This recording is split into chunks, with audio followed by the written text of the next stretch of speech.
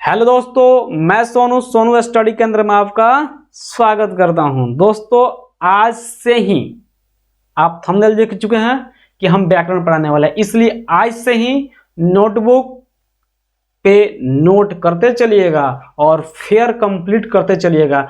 यहां से आज का दिन जो है इसमें थोड़ा सा लिखना कम है, ज़्यादा सुनना है, यानी कि सुनकर आपको ज़्यादा ज्ञान की प्राप्ति होगी।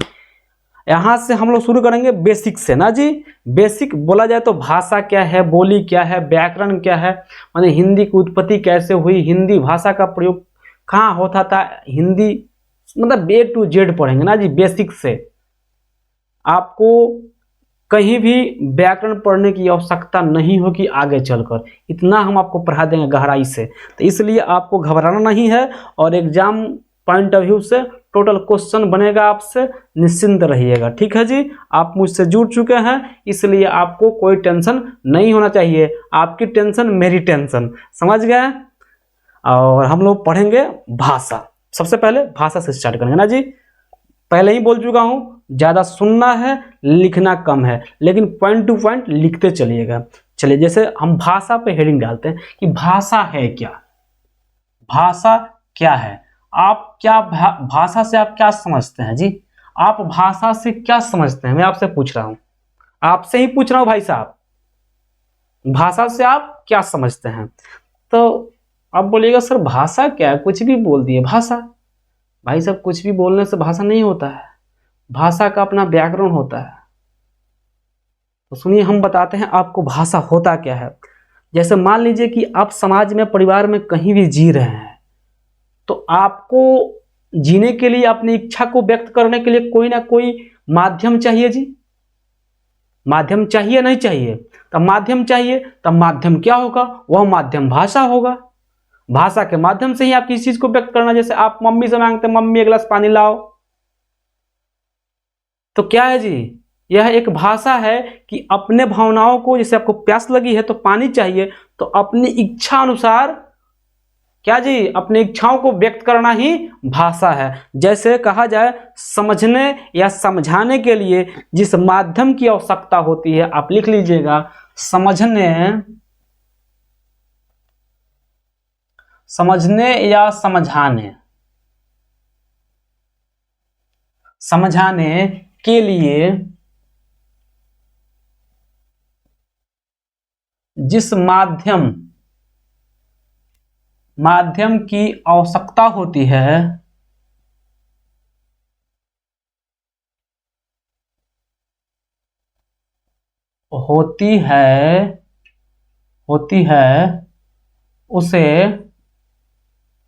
उसे भाषा कहते हैं ना जी। अब आप समझ गए होंगे कि मम्मी से आप एक गिलास पानी मांगे, यानी कि आप मम्मी को समझाएं कि मम्मी एक गिलास पानी लाओ, मुझे प्यास लगी है ना जी। यानी कि भाषा के माध्यम से ही अपने मन की बात को मम्मी के मन में ट्रांसफर किए कि मम्मी समझ गई कि मम्मी को बेटे को एक गिलास पानी देना है। समझ गए जी, यही भाषा है। या आप बोल सकते हैं, मनुष्य अपनी भावनाओं को जिस माध्यम में व्यक्त करता है, कैसे जी? मनुष्य अपने भावनाओं को जिस माध्यम में व्यक्त करता है वही भाषा है। आप एक लाइन में भी बोल सकते हैं। जैसे अब बात आती है कि भाई साहब, कभी कभी तो हम लिख के भी मतलब लिख देते हैं तो कोई समझ जाता है। जैसे डॉक्टर के पास गए आप, डॉक्टर कुछ लिख दिया, और दुकान पे गए, दवाई की दुकान पे, डॉक्टर का लिखा, डॉक्टर दवाई के दुकान वाला समझ गया कि क्या लिखे हैं सर, और दवा दे देता है। तो ये भी तो एक क्या हुआ जी कि डॉक्टर के मन की बात, डॉक्टर क्या लिखा है, दवाई की दुकान वाला समझ जाता है। यानी एक भी एक माध्यम है। कहीं कहीं आप जाते हैं, नैनो के बाद नैना जाने रे, तो नैनो के बाद जब नैना जान जाता है, यानी कि इशारे में कुछ कह जाते हैं। आप भी इशारों में कुछ बात करते हैं। जैसे आप कोचिंग में बैठते हैं पीछे, लेकिन आपका ध्यान आगे वाले बेंच पे होता है। आप समझ रहे हैं ना क्या बोल रहा हूं मैं? आप भी देखते हैं कि पलट, तेरा ध्यान किधर है, तेरा हीरो इधर है। आप भी सोचते हैं यही या यही करते हैं ना जी? करते हैं ना जी? भाई आप नहीं करते हैं तो आप तेज विद्यार्थी की गिनती में आ रहे हैं जी, इसलिए ना आप मुझसे जुड़े हैं। तो बच्चे ये भी करते हैं। तो आप लोग तो बड़ी भली भांति जानते हैं कि इशारों से भी बात किया जाता है। तो अब तो दो बात हो गया कि एक तो लिख के दिया जा रहा है तो भी आदमी समझ जा रहा है कि मतलब कम्युनिकेशन हो जा रहा है।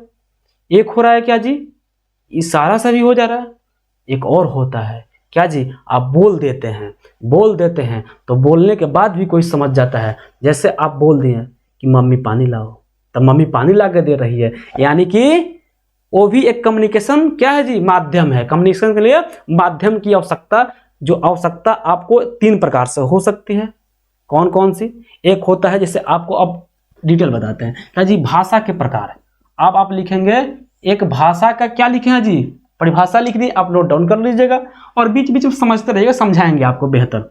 और भाषा के प्रकार, भाषा के प्रकार 3 होते हैं। कौन कौन सी जी? 3 प्रकार होते हैं। कौन कौन से प्रकार होते हैं? पहला होता है सांकेतिक भाषा।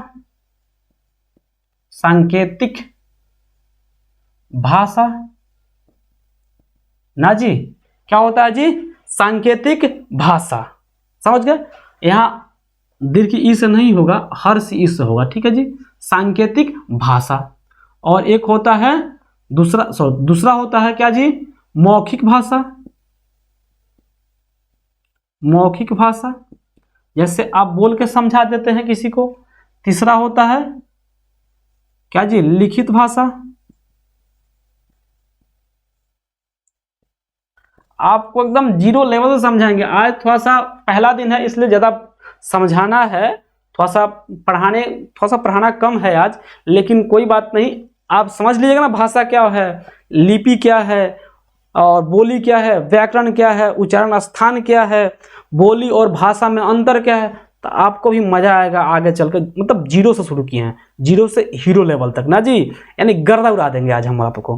मतलब आप मुझसे जुड़ गए हैं, समझ लीजिए गर्दा उड़ने वाला ही है, ठीक है जी।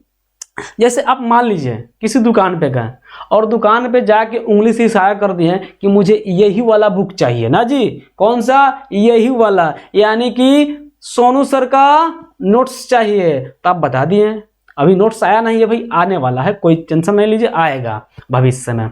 तो क्या हुआ जी, तो दुकानदार का किया कि आपको बुक दे दिया, एक माध्यम हो गया, यानी कि संकेतिक माध्यम हो गया ना जी, संकेतिक माध्यम। अब जाके बोले कि सर मुझे अरिहंत का मैथ का बुक चाहिए, तो दुकानदार समझ गया कि बुक मांग रहा है लड़का। या लिखित, लिख के दे दिए आप। जब लिख कर देते हैं, यानी कि आप लिख कर दे दिए, छोटे बच्चे, आप मतलब समझ लीजिए कि छोटे बच्चे को कैसे देते हैं जी, आप भी भाई साहब पत्र लिखे हैं जी। पत्र कभी बोला जाए तो अपने प्रेमिका के पास पत्र लिखे हैं कभी? मेरी जाने मन तुम कैसी हो, तुम जब कपड़ा पहनती हो ना, साड़ी पहनती हो तो काफ़ी खूबसूरत लगती हो, ऐसा कुछ लिखे हैं? नहीं लिखे होंगे। आपके ज़माना में तो व्हाट्सएप और ट्विटर का ज़माना आ गया ना जी, सोशल मीडिया का ज़माना है, इसलिए आपको लिखने की आवश्यकता नहीं होती, बस मैसेज कर देते हैं ना जी। तो वो भी एक क्या है, लिखित माध्यम है। मैसेज करना भी एक लिखित भाषा में आता है, समझ गए जी। तो लिखित माध्यम है। और मौखिक, जैसे खड़ा हुए, दो शब्द लफ्जों में ब्याह किए, वो क्या है, मौखिक। समझ गए? अब देखिए, अब आपको हम बताते हैं कि भाई साहब सांकेतिक भाषा जो है ना, सर्वमान्य नहीं है। पता है क्यों? हर देश में अलग अलग संकेतों का अलग अलग मतलब है। मतलब एक समझिए बात बताते हैं, पहले जो होता ना गांव घर में जब झगड़ा होता था, तब माता बहन जब झगड़ा करती थी, मतलब घरवा में माई बहन जब झगड़ा करी तो कहीं से लोला ले लिया, तारा के कुछ देवे तार भैया नहीं खे, तारा के ठेंगा दिखाई, लोला ली। आजकल थम का मतलब क्या होता है भाई, यानी कि अभी आपको बगल में दिख रहा होगा थंबनेल ऐसे वाला, उसको थोड़ा सा प्रेस कीजिए तो यानी कि लाइक हो जाएगा, आप मुझे लाइक कर रहे हैं। भाई साहब पहले तो होता था लोला ले ले कुछ ना मिली, लेकिन आजकल भाई साहब अभी थोड़ा लाइक कीजिए ना वीडियो को, आप भी कर दीजिए ऐसे। यानी कि क्या होता है जी, आजकल भाषा इसका अर्थ बदल गया, इसलिए इसका मतलब कहीं भी सर्वमान्य नहीं होता है। जैसे इशारा में बात करते हैं किसी को, तो आप नहीं जाना, अब बाजार जाना है जी, तो इसका मतलब नहीं हुआ। बाजार जाए के बाद तो हाँ मुड़ी हिला दिए इशारा से। तो भाई साहब इशारा का अर्थ कभी कभी गलत भी निकलता है, इसलिए क्या है जी, इसको भाषा का सार्वभौम क्या है जी, सार्वभौमिक रूप नहीं माना जाता है, इसलिए इसको भाषा के रूप में नहीं रखते हैं। ठीक है जी, भाषा के रूप में दो है, मौखिक और लिखित। अब देखिए मौखिक भाषा के लिए कुछ हमारे मुंह में जो है ना स्थान, उसका उपयोग होता है, जैसे कंठ, तालु, जिह्वा, होठ, सबका प्रयोग होता है। नासिका भी प्रयोग होता है, मुंह के श्रेणी में आता है, तो नासिका भी का प्रयोग होता है। तो क्या है जी, इस सब क्या हुआ, स्थान हुआ, यानी उच्चारण स्थान हुआ, यानी मुंह से जो वर्ड निकाला जाता है, जो शब्द निकाला जाता है, जिस शब्द को निकालने के लिए जिसका मुंह में प्रयोग होता है, उसको उच्चारण स्थान कहा जाता है। समझ गए जी, उच्चारण स्थान क्या है जी। अब समझ रहे उच्चारण स्थान होता क्या है। उच्चारण स्थान होता है कि शब्दों को बयां करने के लिए अगर मुख से कुछ बात निकाल रहे हैं तो उसको बयां करने के लिए जिस स्थान का प्रयोग होता है मुख में, तो वो क्या होता है जी, उच्चारण स्थान होता है। उच्चारण स्थान आप समझ गए होंगे, मैं चाहता हूं। लेकिन पता है मौखिक भाषा में आप साउंड जब निकालते हैं तो दो प्रकार का साउंड होता है। एक होता है, क्या होता है जी, एक होता है अर्थपूर्ण ध्वनि, अर्थपूर्ण ध्वनि होता है, और दूसरा होता है निरर्थक ध्वनि। जैसे आप यहां लिखिएगा मौखिक भाषा, जैसे हम लिख दिए मौखिक भाषा, मौखिक भाषा। तो मौखिक भाषा क्या होता है जी, इसमें से दो प्रकार की ध्वनि निकलती है मुंह से, मुख से दो प्रकार की ध्वनि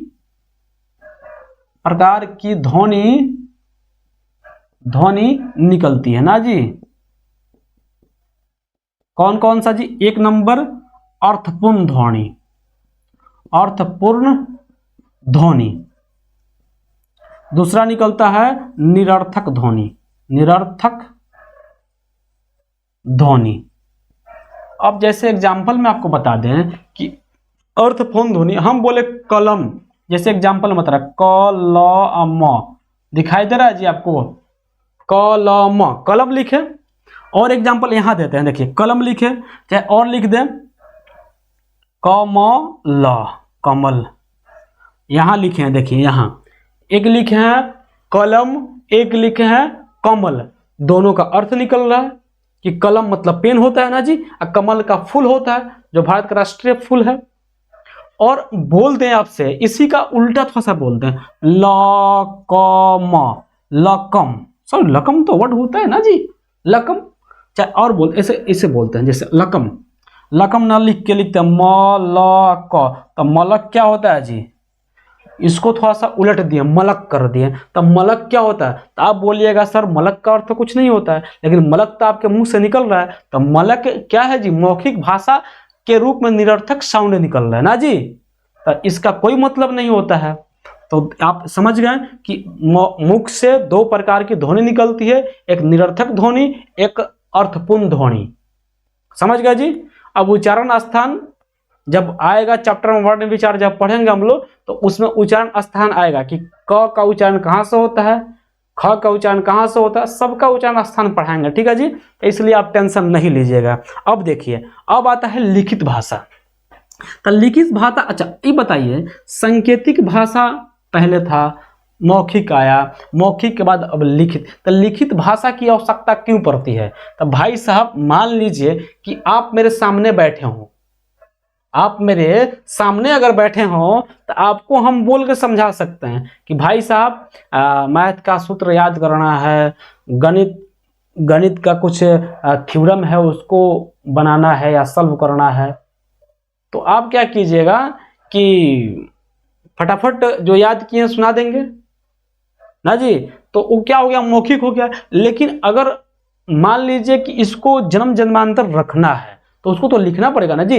अगर मान लीजिए कि हमारे पूर्वज, हमारे ऋषि मुनि अगर कोई ग्रंथ की रचना नहीं किए होते, कोई किताब नहीं लिखे होते, बताइए कितना दिक्कत होता, हमको जीरो से फिर स्टार्ट करना पड़ता खोज करने के लिए आग का खोज, जैसे कुल्हाड़ी का खोज, रामचरितमानस का निर्माण हुआ। तो मतलब ये सब साक्ष्य मिला ना जी, हमको किताब से कहीं ना कहीं पढ़े हैं कि पाषाण काल यहाँ से यहाँ तक था, तक बुक में मिल रहा है हमको पढ़ने को, मतलब मिल जा रहा है। अगर नहीं लिखा होता तो कितना दिक्कत होता, सोचिए।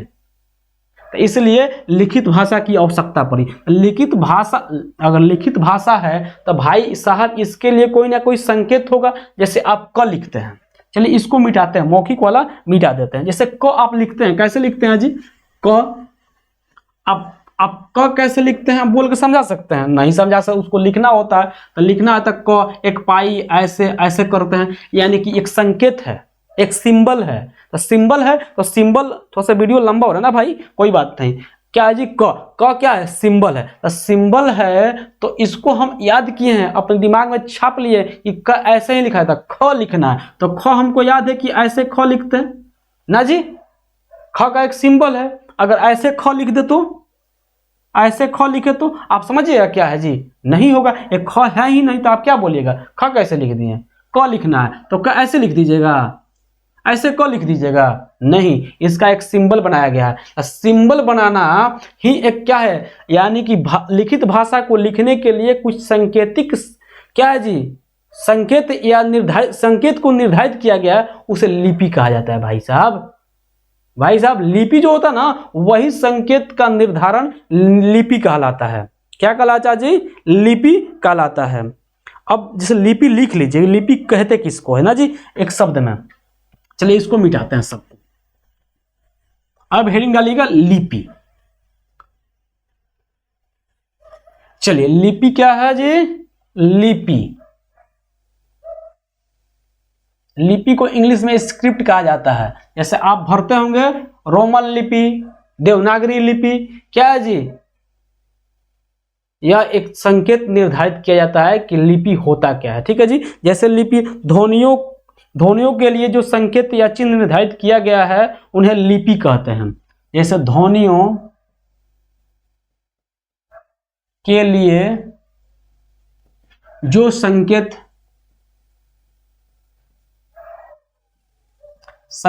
या चिन्ह निर्धारित, क्या जी? निर्धारित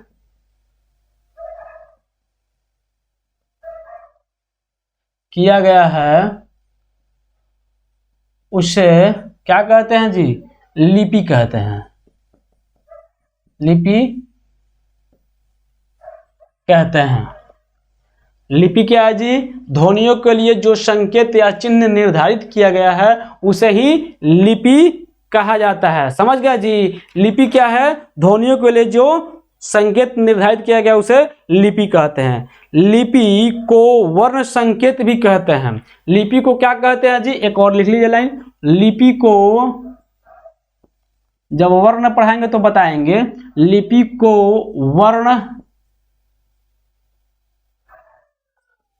वर्ण संकेत भी कहा जाता है। भी भाई साहब एकदम डिटेल पढ़ेंगे, शुरू से अंत तक पढ़ना है। जो भी चैप्टर पढ़ेंगे एकदम रगड़ के फेंक देंगे ना जी। क्या कहते हैं जी? लिपि को वर्ण संकेत भी कहा जाता है। जैसे क का एक निर्धारित चिन्ह है कि क ऐसे लिखते हैं, ख ऐसे लिखते हैं, ग ऐसे लिखते हैं, घ ऐसे लिखते हैं, अंग लिखते हैं। तो ये क्या है जी? इसका एकदम कोई ना कोई सिंबल है कि क ऐसे होगा, ख ऐसे होगा, इसको ही लिपि कहते हैं। ये क्या है जी? हिंदी जो पढ़ते हैं वो देवनागरी लिपि में आता है। देवनागरी लिपि में हिंदी आता है। वही इंग्लिश बोला जाए तो रोमन में आता है। क्या जी? रोमन भाषा में, रोमन लिपि में यानी स्क्रिप्ट में आता है इंग्लिश, और देवनागरी में हिंदी। चलिए अब देखते हैं, एक और बात याद रखिएगा। अब आते हैं भाषा। अब थोड़ा सा भाषा पे फिर लौट के आते हैं। अब भाषा में तीनों पढ़ लिए हम लोग। क्या क्या पढ़ लिए जी? सांकेतिक भाषा पढ़े, जिसका कोई मतलब भाषा के रूप में नहीं माना जाता है, और पढ़े हैं मौखिक भाषा, उसके बाद पढ़ लिया हम लोग लिखित भाषा। अब लिखित भाषा में जो होता है ना, भाषा को और भाषा और बोली में अंतर क्या है भाई साहब? भाषा और बोली, चलिए बोली यही निपटा देते हैं। बोली में अंतर, बोली में अंतर, अंतर। तब भाई साहब आप यहाँ बोलिएगा कि भाषा में साहित्य की रचना होती है। क्या होता है जी?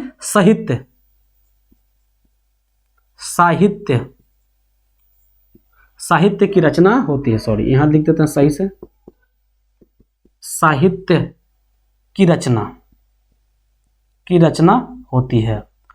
भाषा में साहित्य की रचना, और लिपि में साहित्य रचना नहीं होती है। साहित्य की रचना नहीं किया जा सकता, साहित्य रचना नहीं किया जा सकता। क्या जी? भाषा में साहित्य की रचना नहीं किया जा सकता। सॉरी, भाषा में किया जा सकता है और लिपि में नहीं किया जा सकता, क्योंकि लिपि का कोई व्याकरण नहीं होता है। व्याकरण नहीं होता है। क्या नहीं होता है जी? ना साहित्य रचना होगा और ना ही इसका व्याकरण होता है। और ये भाषा का अपना व्याकरण होता है, यानी कि इसका व्याकरण निश्चित है कि भाषा का व्याकरण होगा। बिना व्याकरण का भाषा नहीं हो सकता, ना बिना भाषा के व्याकरण हो सकता है।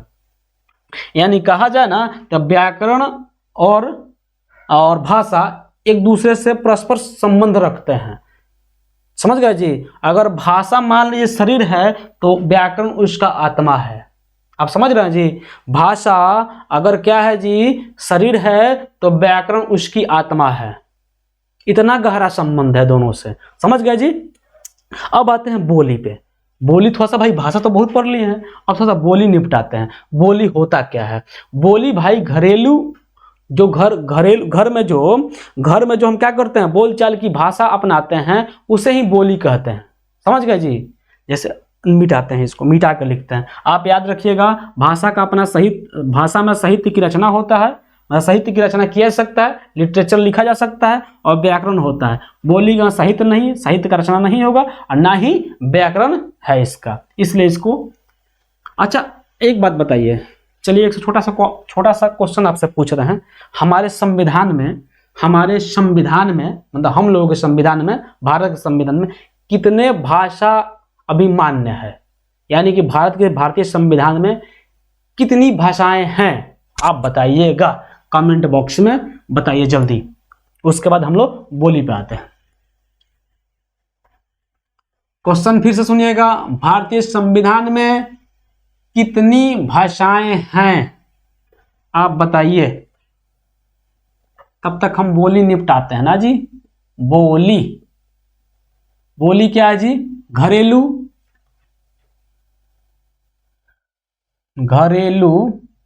बोलचाल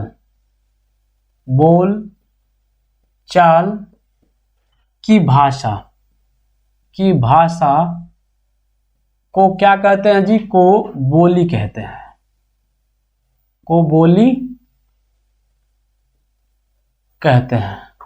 इसका लिखिए, इस बोली का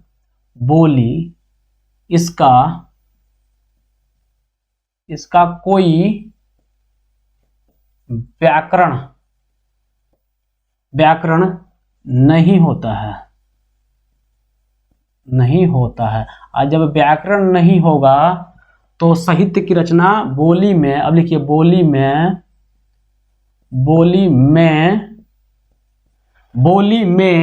साहित्य की रचना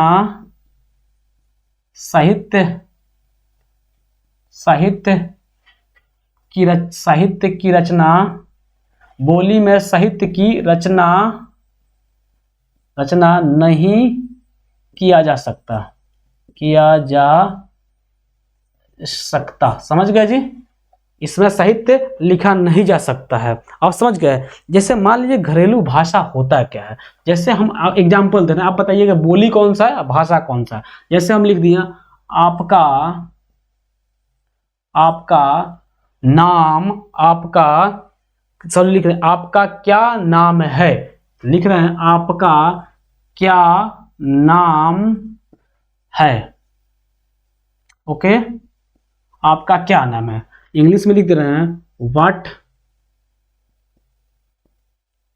what is your name. What is your name ना जी। अब लिख रहे हैं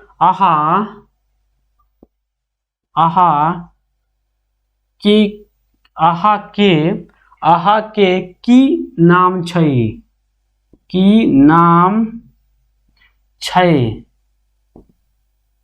ओके, और लिख रहे हैं, देखिए, तोर नाम काह, तोर नाम काह।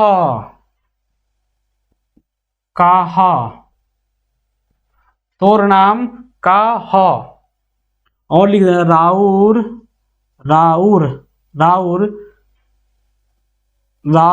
के का नाम, राउर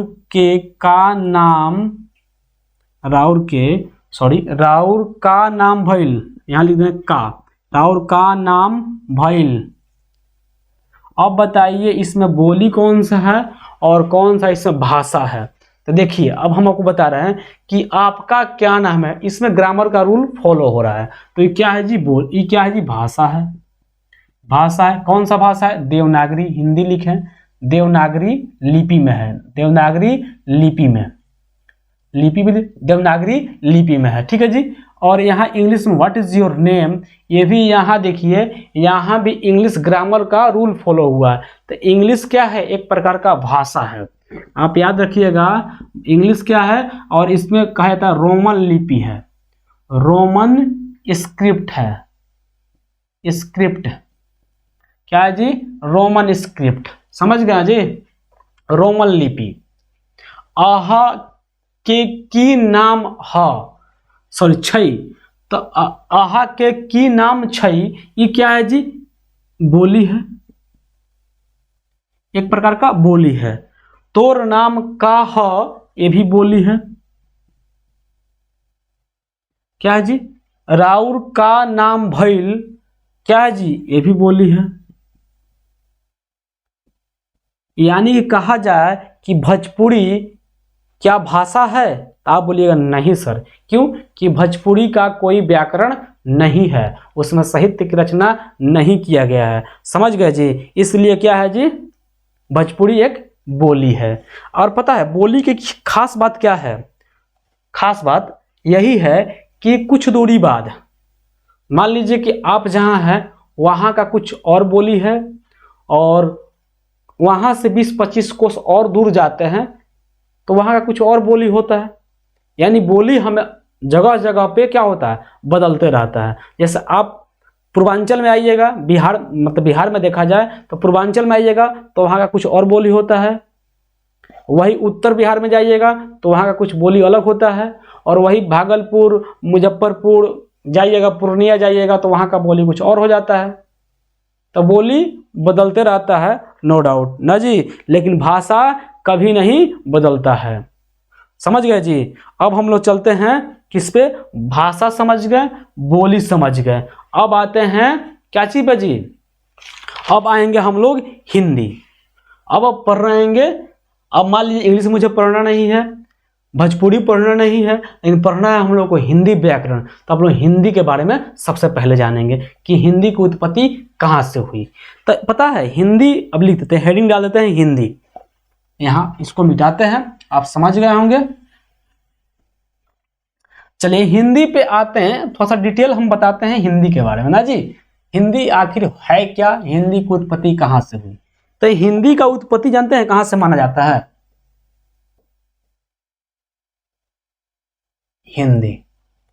हिंदी का उत्पत्ति माना जाता है कि हिंदी शब्द की उत्पत्ति फारसी शब्द से हुई है ना जी। हिंदी शब्द की उत्पत्ति यहां लिख दिएगा, उत्पत्ति फारसी शब्द से, उत्पत्ति फारसी भाषा से, क्या जी, फारसी भाषा से, फारसी भाषा से। पता है पहले प्राचीन काल में इस शब्द का प्रयोग, मतलब हिंदी शब्द का प्रयोग क्या किया जाता है, सिंध प्रदेश या सिंधवासियों के लिए किया जाता था, सिंध प्रदेश या सिंधवासियों के लिए किया जाता था। क्योंकि फारस में, यानी कि आप देख फारसी भाषा में स का उच्चारण ह होता है, क्या होता है जी, स का उच्चारण ह होता है। तो यहाँ है, मान ली उस सब मतलब फारसी सब बोल रहा था सिंधी, सिंधी क्या जी, सिंधी, तो स का उच्चारण अगर ही कर देंगे आप, सिंधी बोल रहा था, सिंधी, तो सिंधी को अगर स का उच्चारण वहां ह होता है तो हो जाएगा क्या जी, हिंदी। अगर सिंध करेगा, सिंध, तो हो जाएगा हिंद, यानी स का उच्चारण उस शब्द का गड़बड़ है। इसलिए सिंधी से हिंदी शब्द की उत्पत्ति हुई और सिंध शब्द से हिंद शब्द का उत्पत्ति हुआ ना जी। क्या हुआ, सिंधी से हिंद का और सिंध से हिंद का, सॉरी, सिंधी से हिंदी का और सिंध से हिंद का शब्द का उत्पत्ति फारसी भाषा से हुआ है। समझ गए जी। यानी अब जो बोला जाए कि सर आजकल का जो हिंदी बोला जाता है वो कौन सा भाषा है, आपने अभी तक नहीं बताया कि संविधान में कितनी भाषाएं हैं।